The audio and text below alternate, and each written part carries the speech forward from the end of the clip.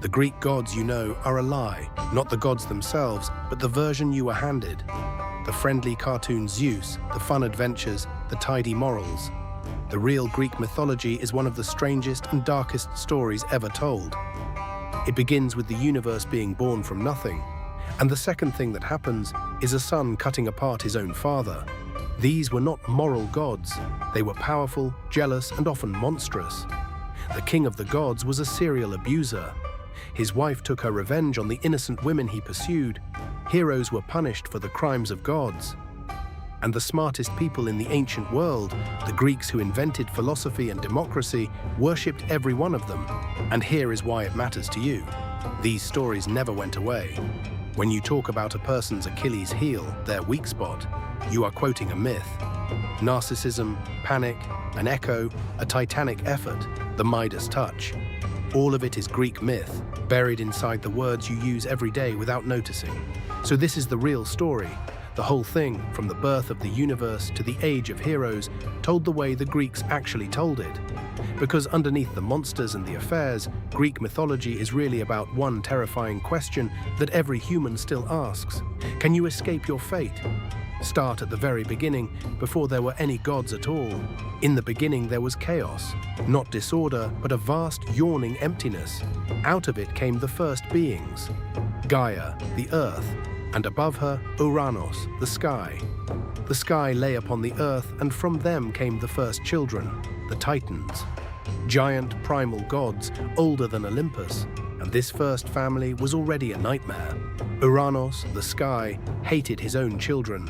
Some were monsters, hundred-handed giants and one-eyed cyclopes, and he shoved them back inside the earth, inside Gaia's own body, so they could never be born. Gaia, in agony, begged her remaining children for help. Only the youngest Titan was willing. His name was Cronus. Gaia gave Cronus a great blade of flint, and when the sky came down to the earth that night, Cronus attacked and castrated his own father and cast the pieces into the sea. From the blood came monsters and spirits of vengeance. From the sea foam rose Aphrodite, goddess of love, born from an act of horrifying violence. The second event in the history of the universe was a son mutilating his father. Remember that, because it is about to happen again. Cronus took the throne and became king of the Titans. But his mutilated father cursed him with a prophecy.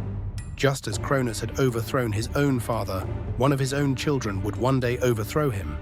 And here, Greek mythology introduces its single most important idea.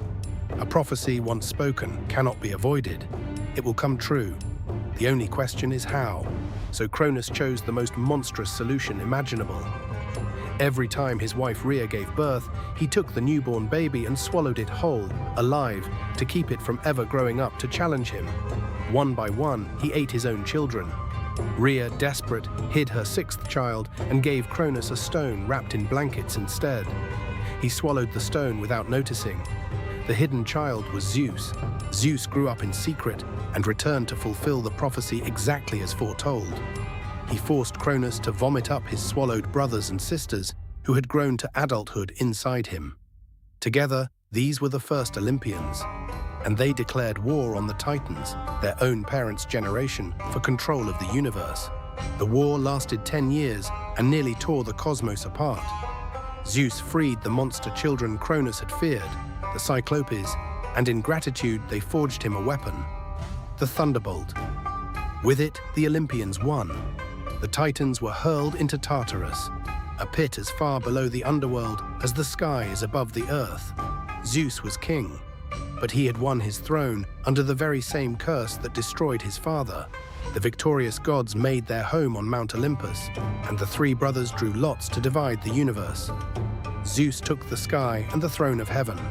Poseidon took the sea, and Hades drew the worst lot of all, the underworld, the kingdom of the dead, a job nobody wanted. These were the 12 Olympians, and each one was less a person than a force of nature with a temper. Zeus, king of the gods, god of the sky and of justice, was also the most notorious philanderer in all of mythology.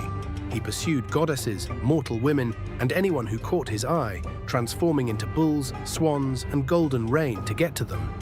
He was the god of order and law who obeyed no law himself. To the Greeks, that was not a flaw in the story. That was the point. Power does what it wants. His wife and sister was Hera, queen of the gods and goddess of marriage, which is the cruelest joke in mythology because her marriage was a nightmare. Unable to punish all-powerful Zeus, she took her rage out on the mortal women he pursued and their innocent children, hunting them across the earth with monsters, madness, and curses. Half the great heroes suffered mainly because Hera hated their fathers. The rest were just as vivid. Athena, goddess of wisdom and war, born fully grown and armored from Zeus's own head. Apollo of the sun, music and prophecy. Artemis the huntress, Ares, the hated god of bloodlust. Aphrodite of love, whose beauty started wars. And Hermes, the trickster messenger. 12 gods, endlessly scheming, loving and warring with each other like the world's most dangerous family. And where were the humans in all this? Small, cold, and helpless, until one titan took pity on them. Prometheus, whose name means forethought, stole fire from the gods and gave it to mankind, along with the knowledge to use it. It was the gift that made civilization possible. And Zeus punished him for it with a cruelty that defines these gods completely. Zeus chained Prometheus to a mountain and every day sent an eagle to tear out and eat his liver. Every night the liver grew back, so the agony could begin again the next morning. Forever. This was the punishment for the crime of helping humanity. The gods did not reward kindness, they guarded their power, and they made examples of anyone who challenged it. And to punish humanity itself, Zeus created the first woman, Pandora, and gave her a sealed jar, warning her never to open it. Of course she opened it. Out flew every evil into the world, sickness, death, grief, and hardship. She slammed the lid shut, trapping only one thing inside: hope. In the darkest reading, hope was just one more torment, sealed away where humans could never quite reach it. So this was the world the Greeks imagined. Vast, cruel gods above, suffering mortals below. And between them, a special kind of being. The hero. Usually the child of a god and a mortal, stronger and greater than any human, but still mortal, still doomed to die. Their stories are the heart of Greek mythology, and almost none of them end happily. The greatest was Heracles, whom the Romans called Hercules, a son of Zeus and therefore a target of Hera from birth, the strongest being who ever lived. And the sanitized version leaves out how his story really goes. Hera drove him insane, and in his madness he killed his own wife and children. His famous 12 labors, fighting lions and hydras, were not glorious adventures. They were his penance for a crime the gods had forced him to commit. And the heroes fought monsters that everyone still knows. Perseus beheaded Medusa, the woman with snakes for hair, whose gaze turned men to stone by looking only at her reflection in a polished shield. But the dark version adds a detail. Medusa was not born a monster. She was a beautiful woman, cursed into that form as punishment by a goddess for something that was done to her. In Greek myth, even the monsters are often just victims the gods decided to blame. Theseus sailed into a labyrinth beneath a palace to kill the Minotaur, a monster with the body of a man and the head of a bull that fed on human sacrifices. He found his way out using a thread given to him by a princess who loved him. And then, on the way home, he abandoned her on an island. Greek heroes were rarely good men.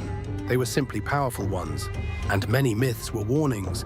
A craftsman named Daedalus built wings of feathers and wax to escape a prison and told his son Icarus not to fly too high. Icarus, thrilled, flew higher and higher toward the sun until the wax melted, the wings fell apart, and he plunged into the sea and drowned. The Greeks had a word for the pride that destroys you, hubris. And it kills more heroes in these myths than any monster. A hunter named Narcissus was so in love with his own reflection that he stared at it until he wasted away and died. From him, we get the word narcissism.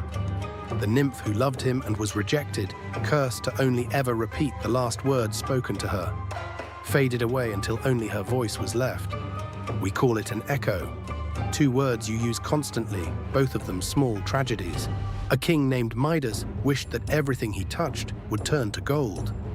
The gods granted it, and it was a curse. His food turned to metal in his mouth. His water turned solid, and when his daughter ran to him, she became a lifeless golden statue in his arms. The Midas touch. The Greeks understood 3,000 years ago that getting exactly what you want can be the worst thing that ever happens to you. And some myths explained the world itself. Hades, lord of the dead, kidnapped Persephone, daughter of the harvest goddess. Her grieving mother let the whole earth freeze and die searching for her. A deal was struck. Persephone would spend part of each year below and part above. When she is in the underworld, her mother mourns, and the world turns cold and barren. That, the Greeks said, is why we have winter. Every season is a mother's grief. And here you start to see the thread that ties every one of these stories together. It is the idea we met with Cronus. Fate, prophecy. The Greeks believed your destiny was fixed, spoken before you were born, and that the harder you fought to escape it, the more surely you walked straight into it. And no story shows that more perfectly, or more painfully, than the story of Oedipus. A king and queen are told a horrifying prophecy. Their newborn son will one day kill his father and marry his mother. Desperate to stop it, they leave the baby on a mountain to die. But he is rescued and raised by another king in another city, never knowing he was adopted. And that single act, trying to escape the prophecy, is exactly what makes it come true. Grown up, Oedipus hears the same prophecy about himself and flees the only parents he has ever known to protect them. On the road, he quarrels with a stranger and kills him. He arrives at a city, saves it from a monster, and marries its widowed queen. He has done it. The stranger on the road was his true father. The queen he married is his mother. Every step he took to escape his fate was a step further into it. When the truth finally comes out, his mother takes her own life, and Oedipus blinds himself in horror and wanders into exile. He did nothing wrong on purpose. He spent his whole life trying to be good, trying to escape, and the gods destroyed him anyway. This is the Greek view of existence in one story. You are not the author of your life, fate is. And that raises the obvious question. Why would anyone worship gods like these? And all these threads, the gods, the heroes, and fate, came together in one enormous war. The greatest warrior of the age was Achilles. As a baby, his mother had dipped him in a magic river to make him invincible, holding him by one heel, which the water never touched, the one spot where he could be killed. His Achilles heel, he was told a prophecy too. Go to war and win eternal glory, but die young. Stay home and live a long-forgotten life. He chose the war. That war was the Trojan War, fought over a stolen queen, the most famous conflict in all of mythology.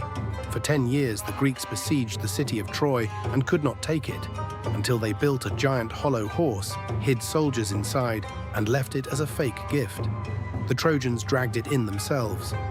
That night, the hidden Greeks crept out and destroyed the city from within. A Trojan horse. And Achilles, exactly as prophesied, died young, killed by an arrow to his one weak heel. Because the myths were not meant to make the gods look nice. They were meant to explain a world that is in fact often unfair. Why do good people suffer? Why does disaster strike without warning? The Greeks answered honestly, because the powers that run the universe are vast, indifferent, and not on your side. The myths were not comforting lies. They were an unflinching mirror, which is why they never died. When Rome conquered Greece, it simply renamed the gods and kept them. Zeus became Jupiter, Aphrodite became Venus, and they live on in the names of our planets. Their stories became the foundation of Western literature. And a doctor named Freud, looking for a name for a son's buried desires, reached back 3,000 years and called it the Oedipus complex. The myths had become the language of the human mind itself. So the answer to why these dark, cruel stories still run your mind is simple. They were never really about gods. They were about us. About pride and love and grief and the terror of a fate you cannot control. 3,000 years later, we have better science and kinder gods, and we still have not thought of a more honest way to talk about what it feels like to be human and doomed. But there is one myth the Greeks told above all others. Not about a god, but about a single clever, flawed man trying for 10 long years to simply get home from a war, while the sea itself and the gods and monsters out of nightmare do everything they can to stop him. The Cyclops, the Sirens, the witch who turns men into pigs, a journey that gave us the very word for a long, hard voyage. An Odyssey. It is the oldest adventure story in Western culture, and quite possibly still the greatest. The entire history of the Odyssey. That is the next story.